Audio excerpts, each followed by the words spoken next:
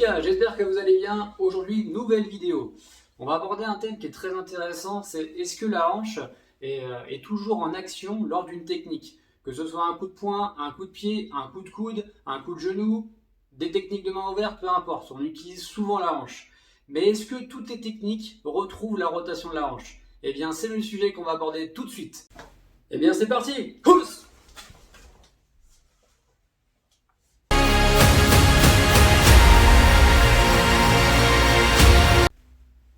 Donc, technique que je vais vous démontrer, ça va être le Mae-Giri.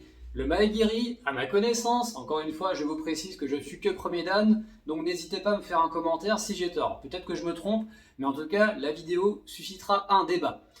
Pour ma part, le Mae-Giri, on n'a pas besoin de la hanche, mais par contre, un basculement du bassin. Et c'est ce que je vais vous démontrer dans quelques secondes.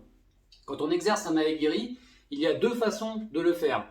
Vous connaissez tous le Mae-Giri si vous faites du karaté, c'est un coup de pied fouetté vers l'avant, mais vous allez voir que soit on peut juste piquer son adversaire au niveau des abdos, plexus, peu importe, ou alors rentrer plus dans la puissance en appuyant avec le basculement du bassin.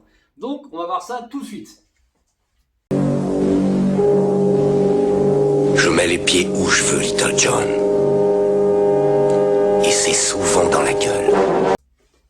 Donc, quand vous retrouvez deux positions différentes, donc vous êtes en Zenkutsu Dashi, donc la position classique du karaté, soit vous venez tout simplement exercer un coup de pied fouetté, je vais reculer un peu plus, soit vous exercez donc coup de pied fouetté, je frappe et je ramène, ou alors, et c'est le sujet d'aujourd'hui, le basculement du bassin vers l'avant pour exercer plus de puissance.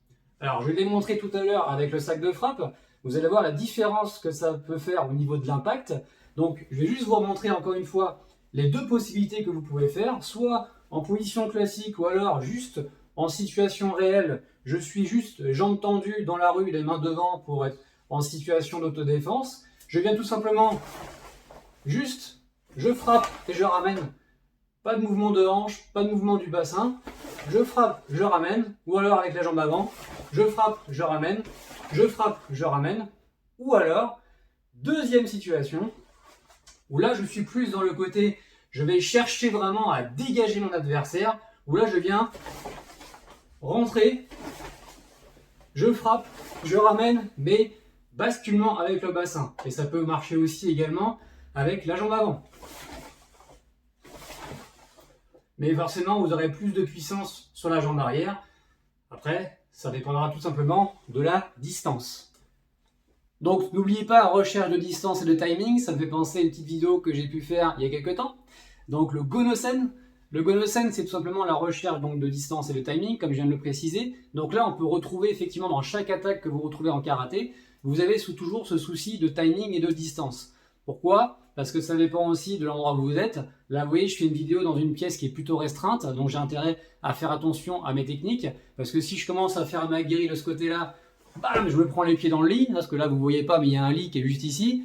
Si je commence à donner un coup de poing comme ça, ah mince, je tape dans le Makiwara. Enfin, vous voyez, c'est très intéressant de prendre en considération le lieu où vous vous trouvez. Et malheureusement, beaucoup de gens se sont fait casser la gueule parce qu'ils n'ont pas l'habitude justement de se battre, que ce soit dans un bar, dans un restaurant, dans une boîte de nuit, ça arrive très régulièrement. Et c'est pour ça que la plupart des gens aiment beaucoup faire des démonstrations sur des lieux où il y a beaucoup d'espace, comme ça c'est plus simple. Mais quand on apprend à se défendre dans un petit espace confiné, je peux vous assurer qu'on fait attention à ce qui nous entoure. Donc, comme je vous disais tout à l'heure, donc démonstration sur le sac de frappe, vous allez tout de suite comprendre la différence entre juste coup de pied fouetté et coup de pied plus avec de l'impact avec le bassin.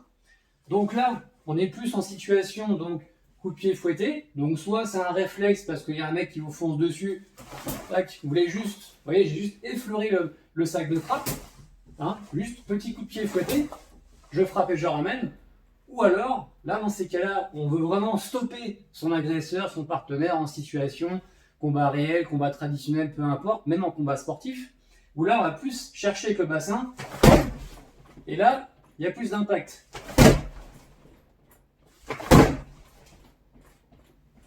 Donc là, petit aparté, faites bien attention à vos doigts de pied quand vous exercez un Mae-Giri.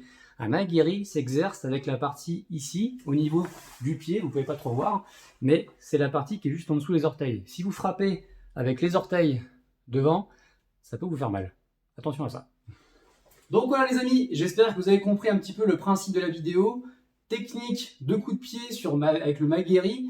Est-ce que la hanche est intéressante ou pas? Là, je vous ai démontré que finalement le bassin avait plus d'importance et que c'est une rare technique où on n'utilise pas la rotation de la hanche.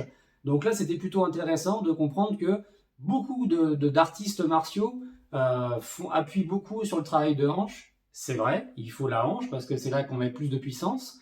La position est très importante puisque c'est là qu'on prend appui sur le sol. L'énergie ensuite passe dans les jambes, vient dans la hanche et après répercute la puissance et le coup est tout simplement la finalité de la puissance qu'on a pris dès le départ. Je ne sais pas si j'étais très clair. En tout cas, pour moi, je suis clair. À vous de me dire dans les commentaires. N'hésitez pas à vous abonner et à me dire ce que vous voulez que je fasse parce que j'aimerais bien que vous puissiez me lancer des défis. Donc n'hésitez pas si je suis capable de les faire ou pas. Si je ne serai pas capable, je serai très franc avec vous également. Mais en tout cas, j'espère que la vidéo vous a plu. Pensez toujours que le Magueri, il y a deux possibilités de le faire. Je remonte une petite fois, juste pour que vous puissiez comprendre avec le sac de frappe. Je reprécise. Coup de pied fouetté, je frappe et je ramène. Avec bien sûr la position. N'oubliez pas le dessus, en dessous des doigts de pied. Et après, en position, vous êtes plus en vouloir dégommer la personne. Où là, on est plus sur de l'impact parce que l'action du bassin. J'espère que ça vous a plu les budokas. En tout cas, on se retrouve pour une prochaine vidéo. N'oubliez pas, abonnez-vous, ça me ferait très très plaisir. J'ai envie vraiment d'augmenter ma communauté. C'est surtout pas pour gagner de l'argent, je m'en fous parce que YouTube, c'est plus un plaisir pour moi que j'ai commencé à partir du premier confinement. Aujourd'hui, on le sait, on est beaucoup dans le mal parce qu'on ne peut pas s'entraîner. On essaie de faire ce qu'on peut, mais c'est vrai que la chaîne YouTube pour ça est très très bien. Ça nous permet de transmettre notre passion pour les arts martiaux. Je suis karatéka, mais j'aime tous les arts martiaux et les sports de combat parce que chacun a à apprendre dans différents styles. Et ça, c'est super important de partager ses connaissances avec d'autres pratiquants de différents styles. Ça, je suis très très pour. N'écoutez pas les personnes qui disent « mon style c'est le meilleur », etc. Il n'y a pas de meilleur style. Le meilleur style, c'est celui qui nous correspond. J'ai choisi le karaté. Il peut y avoir des aikidokas, des judokas, des boxeurs, boxeurs thaï, boxeurs anglaises, boxeurs de tout ce que vous voulez, tous les styles différents. Il faut s'entraider, c'est important. On est dans une période où il faut se soutenir. J'espère que ça vous a plu les budokas. En tout cas, je vous retrouve pour une prochaine vidéo. Allez, à bientôt.